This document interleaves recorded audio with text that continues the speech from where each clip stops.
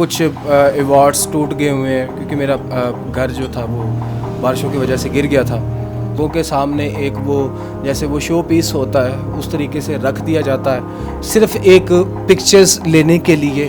ہمارے نبی کریم صلی اللہ تبارک وسلم کی حدیث بھی موجود ہے کہ مجھے مشرق کی طرف سے ٹھنڈی ہوا آتی ہے. صرف اتنا یاد پڑتا ہے کہ مجھے جب پولیو کا اٹیک ہوا تو ایک اچھی خاصی ہوش تھی مجھے. خدا نے آج تک اس قوم کی حالت نہیں بدلی، نہ ہو خیال جس کو خود اپنی حالت بدلنے کا.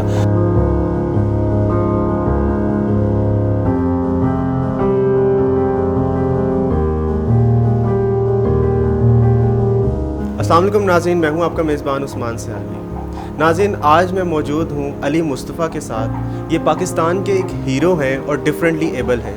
ٹانگوں سے معذور ہیں اور بیساکھیوں کی مدد سے چلتے ہیں، لیکن انہوں نے اپنی اس معذوری کو پس پش ڈال کر وہ کچھ کر دکھایا جو شاید بہت سے نارمل لوگ اور تندرست لوگ بھی نہ کر پاتے. ان کے پاس 19 ایوارڈز ہیں، یعنی کہ انہوں نے آل پاکستان پیرا گیمز چیمپئن شپس 19 دفعہ جیتی ہے. لیکن ناظرین، آج پاکستان کا یہ ایک ہیرو اور بہت سے ڈفرینٹلی ایبل لوگوں کا رول ماڈل آج حالات کی بھینٹ چڑھ چکا ہے. ان کے پاس فی الوقت کوئی ذریعہ آمدن موجود نہیں ہے اور بھاری قرض بھی ان کے اوپر چڑھ چکا ہے جو کہ ان پر واجب الادا ہے. تو ناظرین، ان سے ان کی زندگی کے بارے میں پوچھیں گے کہ یہ حالات کس طرح رونما ہوئے اور یہ حکومت سے کیا مطالبہ کرتے ہیں. السلام علیکم. جی وعلیکم السلام. علی مصطفیٰ، سب سے پہلے تو یہ بتائیں کہ یہ سلسلہ کب شروع ہوا؟ آپ کو باڈی بلڈنگ، ویٹ لفٹنگ کا شوق کب سے پیدا ہوا اور کس طرح سے آپ نے اپنی ڈسیبلٹی کو پس پش ڈال کر اس چیز کا آغاز کیا؟ جی بہت شکریہ عثمان بھائی. اصل میں وہ چیز آتی ہے کہ ہر انسان کی زندگی کا کوئی نہ کوئی مقصد ہوتا ہے. تو مجھے صرف اتنا یاد پڑتا ہے کہ مجھے جب پولیو کا اٹیک ہوا تو ایک اچھی خاصی ہوش تھی مجھے اور تقریباً کو 7-8 سال کی عمر تھی. تو میں کھیلتا تھا بچوں کے ساتھ، لیکن ایک دم سے چلتا پھرتا انسان جب وہ چارپائی پہ پڑ جاتا ہے، زمین پہ گر جاتا ہے، تو اس وقت اس کی کنڈیشن اس سے بیٹر کوئی نہیں جانتا. تو اس کے بعد کچھ ہماری سوسائٹی کا بہت زیادہ رول تھا کہ جنہوں نے بہت طرح طرح کے نام رکھ دیے، مذاق اڑانا اور کافی مطلب کہ اس طریقے کے اوپر وہ ہمیں وہ ٹریٹ کرنا کہ یار پتہ نہیں اگر ہمارے ساتھ کوئی یہ حادثہ ہو گیا ہے تو ہم پتہ نہیں کچھ ڈفرینٹ سی مخلوق ہیں. تو اس میں پھر میں گھر میں پڑا رہتا تھا تو وہ باڈی بلڈنگ ریسلنگ لگتی تھی تو وہ دیکھتا تھا، تو میرا وہ شوق جو تھا وہ بنتا جا رہا تھا. تو پھر ایک سوچ پیدا ہوئی کہ یار اس سوسائٹی کو کچھ نہ کچھ کر کے دکھانا ہے کہ جو آج ہمیں صرف جن کے مائنڈ میں صرف یہی ایک تصور ہوتا ہے کہ یار یہ اگر کسی ڈسیبلٹی کا شکار ہے تو یہ صرف بھیک مانگ سکتا ہے اور اس کے علاوہ کچھ نہیں کر سکتا. تو الحمدللہ میں 2001 میں جب میرا ٹریٹمنٹ شروع ہوا اور میں 1 سال بعد اپنی ٹانگوں پہ کھڑا ہوا اور بیساکھیوں کے سارے چلنا شروع کیا، تو پھر وہ جو میرا شوق تھا وہ ایک جنون کی کیفیت اختیار کر گیا تھا کہ اب مجھے کوئی نہیں روک سکتا، اب میں اپنا کر سکتا ہوں. تو پھر میں نے 2002 میں جو تھا وہ 1 سال محنت کی گھر میں، اسکول میں. تو کیونکہ جم کے اندر مجھے کوئی گھسنے نہیں دیتا تھا کہ بھئی یہ خود بھی مرے گا ہمیں بھی مروائے گا، تو بھئی تو نہیں کر سکتا تو جا، یہ کہہ کے نکال دیتے تھے. تو 2003 میں الحمدللہ میں فرسٹ ٹائم جب نیشنل چیمپئن پاکستان کا بنا، آل پاکستان گیمز ہوئی تو اس میں نے فرسٹ پوزیشن لی. 2007 میں جب مجھے پہلا میرا انٹرنیشنل ٹور ہوا پاکستان کی طرف سے، ہم 3 لوگ سلیکٹ ہوئے اور گئے، ہم نے 4 میڈل ون کیے اور الحمدللہ پاکستان 32 پوزیشن سے ورلڈ میں 2nd پوزیشن پر آیا. اور اس پہ مجھے اس ریکارڈ کی بنا پر مجھے پرائم منسٹر ایوارڈ بھی حکومت پاکستان کی طرف سے دیا گیا. پھر اور بھی کافی زیادہ مطلب کہ جو چیف منسٹرز ہیں ان کی طرف سے اور چیف آف آرمی اسٹاف کی طرف سے. تو بس یہ ایک چھوٹی سی جو ہے وہ ایک کوشش تھی کہ جس کے اوپر اللہ تعالیٰ کی ذات نے کرم کیا. پھر اور بھی بہت سارے انٹرنیشنل کمپٹیشن جو تھے وہ ون کیے، پاکستان کا جو پرچم تھا وہ بھی بلند کیا. اچھا علی، آڈینس آپ کے میڈلز بھی دیکھ سکتے ہیں، آپ کے ہاتھ میں پرائم منسٹر ایوارڈ بھی ہے، آپ نے بے پناہ جو ہے وہ مقابلہ جات میں پارٹیسپیٹ کیا اور نہ صرف پارٹیسپیٹ کیا، ان کو ون بھی کیا. تو یہ بتائیں کہ جو یہ حالات ہیں ایک غربت کی جو کیفیت ہے یہ کب سے رونما ہوئی اور اس کی کیا وجوہات ہیں؟ دیکھیں میں آج تک اپنی جتنی بھی ٹریننگ کی بغیر کسی سپورٹ کے، صرف ایک مجھے واحد جو تھی میرے ایک گول کو دیکھتے ہوئے میرے اسکول نے میرے ساتھ مطلب کہ بہت زیادہ کوآپریٹ کیا، تو اس کے علاوہ جتنی بھی میں نے اسٹرگل کی وہ خود سے کی. الحمدللہ میں خود اپنا روزگار کماتا تھا، کام کرتا تھا، اور اپنی محنت جو تھی وہ گیم میں جو ہے وہ پارٹیسپیٹ کرنا. تو المیہ ہمارا یہ ہے کہ اس ملک کے اندر جو سب سے بڑی جو ایک سپورٹس رہ گئی ہے جس کو پروموٹ کیا جاتا ہے، ہر کھلاڑی کے اوپر انعامات کی بارش کی جاتی ہے، ان کی ہر ایک چیز کا خیال رکھا جاتا ہے، وہ ہے صرف کرکٹ. عدداً اس کے علاوہ ہم جیسے تو خاص طور پہ آپ وہ سمجھ لیں کہ آٹے میں نمک کے برابر ہوتے ہیں کہ ہمیں صرف وہ بلایا جاتا ہے اور لوگوں کے سامنے ایک وہ جیسے وہ شو پیس ہوتا ہے اس طریقے سے رکھ دیا جاتا ہے صرف ایک پکچرز لینے کے لیے کہ یہ جی ہمارے کنٹری کا جو معذور ہے اس نے یہ کچھ کیا ہے. پھر اس کو بڑے مطلب کہ جو ہے وعدے کیے جاتے ہیں، ان کو بڑے سبز باغ دکھائے جاتے ہیں، لیکن ہماری ایک کمزوری یہ ہے کہ ہم ٹرسٹ کر جاتے ہیں کہ بھئی شاید یہ لوگ ہمارے لیے کچھ کریں. تو مجھے یاد پڑتا ہے کہ میں 5 سال ہو گئے مجھے اپنی گیم کو چھوڑے ہوئے. ان 5 سالوں کے اندر میں جم میں نہیں گیا کیونکہ میں افورڈ نہیں کر پا رہا تھا. میرے اوپر مطلب کہ والدہ بیمار تھی، ان کو کینسر تھا، ان کے جتنا میرے پاس مطلب کہ جو سرمایہ تھا وہ میں نے سب مطلب کہ اپنی والدہ کے لیے جو تھا آگے کر دیا. تو پھر اس کے بعد مطلب کہ بہت ساری جگہوں پہ یہ ہمارے جتنے بھی وزراء ہیں اس موجودہ گورنمنٹ کے اندر وہ سب جانتے ہیں، سب کانٹیکٹ بھی کرتے ہیں، سب کو پتہ بھی ہے، بٹ کسی نے کوئی مطلب کہ اس طریقے کے اوپر نہیں بولا کہ بھئی ہم آپ کی مدر کا ٹریٹمنٹ کروا دیتے ہیں. تو اسی چیز کے اوپر جو تھا حالات جو تھے وہ بہت بد سے بدتر ہوتے چلے گئے. تو پھر اسی رمضان کے اندر جو تھا والدہ کا انتقال ہو گیا، تو اس کی وجہ سے بہت زیادہ مطلب کہ جو ہے مطلب کہ آپ یوں کہہ لیں کہ قرض کے نیچے دب گیا، پھر مشکلات کا ایک پہاڑ کھڑا ہو گیا. تو صحیح. تو یہ بتائیں علی کہ جب آپ نے جس طرح بتایا کہ آپ کو ان تمام جو آپ کی کاوشیں ہیں اس میں کسی بھی قسم کی سپورٹ نہیں کی گئی حکومت کی طرف سے، تو آپ کس طرح سے اپنا گزر بسر کرتے تھے اور کس طرح سے گھر کے جو معاملات ہیں وہ چلتے تھے؟ دیکھیں میں کبھی بھی جو ہے نا محنت سے پیچھے نہیں ہٹا،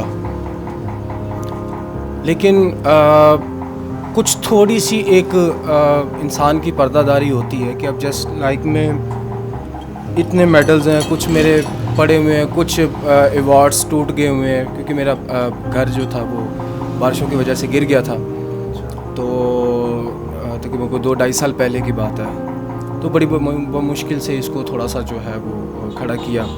تو چیز آ جاتی ہے کہ اس میں کئی مرتبہ جو ہوتا تھا کہ ایون کہ میری فیملی کو کسی کو نہیں پتہ ہوتا تھا کہ میں کیا کر رہا ہوں کیا نہیں کر رہا.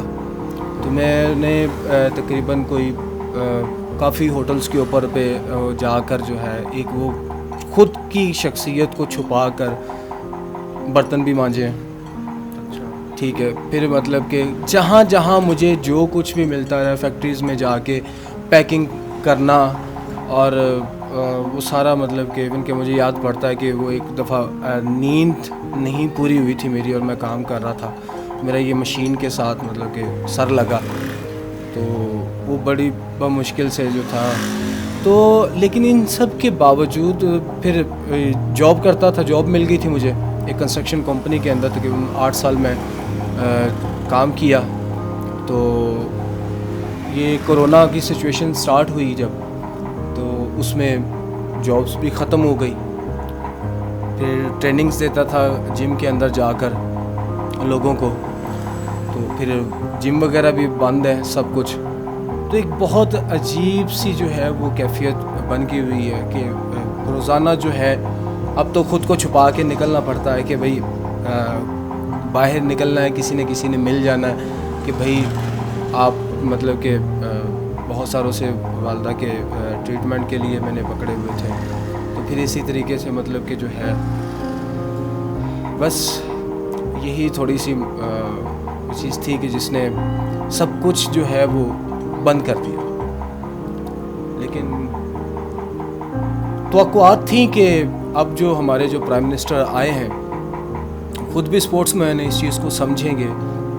لیکن وہ کیا کہتے ہیں کہ لاتعداد مرتبہ نوک کرنے کے باوجود یا تو ان تک رسائی نہیں ہو پا رہی یا صحیح طریقے سے ان تک کوئی میسیج نہیں پہنچے جا رہا کہ جس سے ان کو لگے کہ بھائی ہمارے ملک کے جو جنہوں نے پاکستان کے لیے خدمات انجام دی ہیں, پاکستان کا جھنڈا بلند کیا ہے, تو وہ آج کن حالات میں ہیں.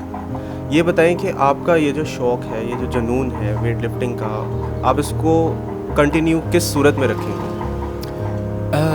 دیکھیے پہلی بات تو یہ کہ یہ اب تو جتنی مہنگائی ہو گئی ہے, مجھے یاد پڑتا ہے کہ میں جب ٹریننگ کرتا تھا تو میرا پر منتھ جو ہوتا تھا 25,000 to 26,000 جو ہے وہ ڈائٹ کا خرچہ ہوتا تھا, کیونکہ نہ تو ہم فوڈ سپلیمنٹ استعمال کر سکتے ہیں, جو بھی ہوتا وہ نیچرلی ڈائٹ ہوتی ہے.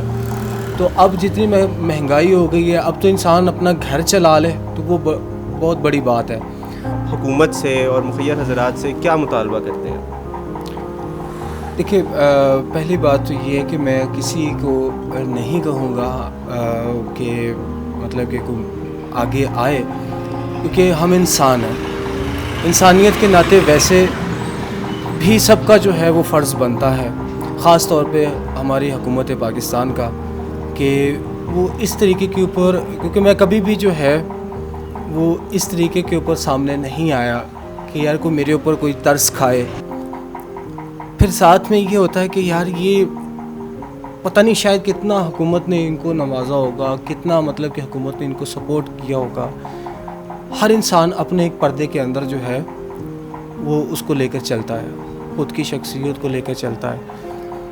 تو میں صرف حکومت پاکستان کی طرف کو یہی مطلب کہ کہوں گا کہ خدا کے لیے آپ جس مقصد کے اوپر آئے تھے آپ دیکھیے.